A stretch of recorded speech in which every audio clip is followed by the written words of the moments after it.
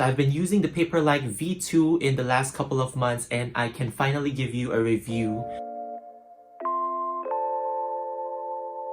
I have been using the Paperlike Screen Protector since the very old days when they first launched on Kickstarter, and it's now on the version 2, and 2 months ago I switched to the V2 because it's new and I've ran out of Paperlike Screen Protectors. So I want to put a disclaimer that I am an affiliate of Paperlike, but I want to share with you what I really think about it through the past few months and the years of using Paperlike. So without further ado, here's the unboxing and the installation. It took me about 20 minutes to install the whole thing and it was pretty straightforward.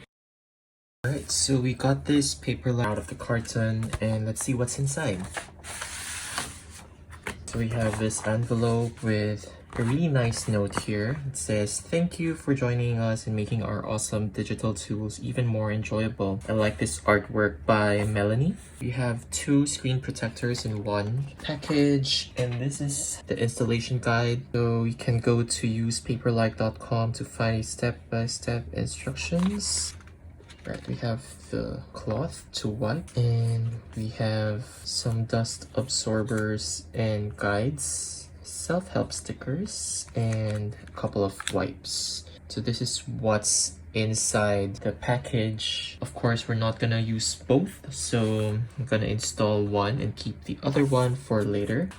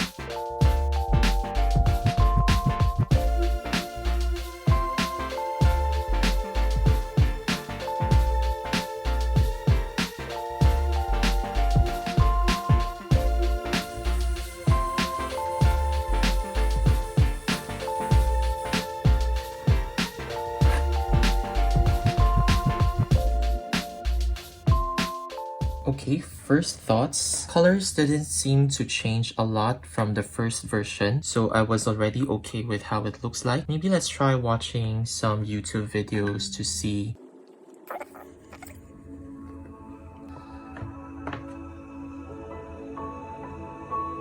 So this is actually flat on my table. It's a little bit muted from the original colors, but I still like it. I like the matte finish, and it's already on full brightness and it's still very bright. Of course, if you tilt it, the colors will look a little bit different, but it still feels very immersive.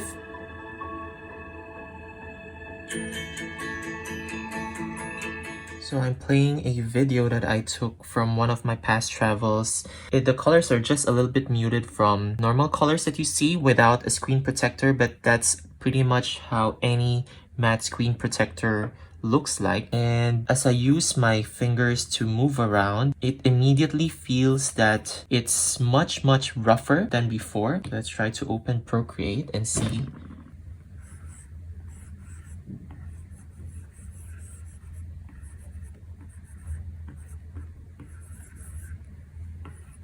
So I can immediately say that there's much more resistance when I write now compared to the version 1. It still feels like paper, but there's more teeth into it. Oh, you gotta love that ASMR sound.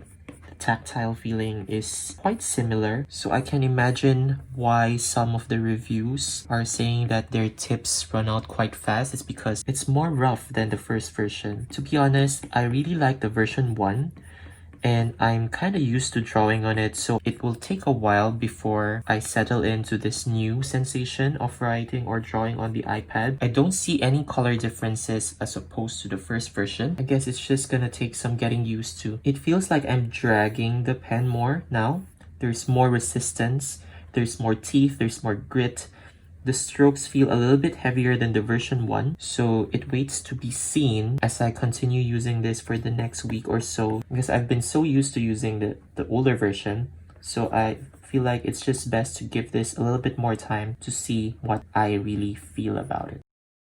This V2 is a little bit rougher than the first one, so you can see that there are a lot more scratches on the surface now if I tilt the iPad like this. A lot of the questions that people get is how often do you change the nib? In my case, I haven't changed my nib since the first time I got this around 2 years ago, but I did get some spare tips just in case I need to change them later on. Well, you know what? This may have a lot of haters, but I really like the Paperlike because it's so nice to use. Can you hear that texture? It's still the same as when I first got it. The only gripe that I have with the V2 is because it's slightly easier to scratch than the version 1. You can certainly feel the difference in texture as you start drawing against the grain. For example, you can see some horizontal scratches on this side. If I start drawing in this direction, I can feel the scratchiness and the resistance more in this part because it's scratched this way, so the grain becomes this side, and now I'm trying to draw against it. But other than that, I still like it. I like using it. I like the sound, and it helps me draw better. Let's try watching a video in 4K to see how much of the scratches you will actually see when you view the video. It's not as vibrant as you would without the screen protector, but definitely I still love how it looks. This is not even on a max brightness on my iPad, but when I turn it to max brightness and I tilt it around, you don't actually see the scratches a lot, so it's still quite good. When the screen turns a bit darker, you will see some of the scratches, but I don't really mind and it doesn't bother me much. But if you are someone who is bothered by this, then maybe you can get another brand. I actually recommend the Paperlike Screen Protector a lot. It might be scratchier than the first version, but I still love it. I find that it has more grit and has more paper texture than the previous version. If the scratchiness is something that you can live with and you want to try the Paperlike Screen Protector, I'm actually an affiliate of Paperlike, and you want to support my channel, do check out my affiliate link down below. That will help me tremendously to pay for everything that I need to do for all my content creation. But don't leave just yet. I think these are the 2 videos that you need to watch next, and I will see you again in the next video.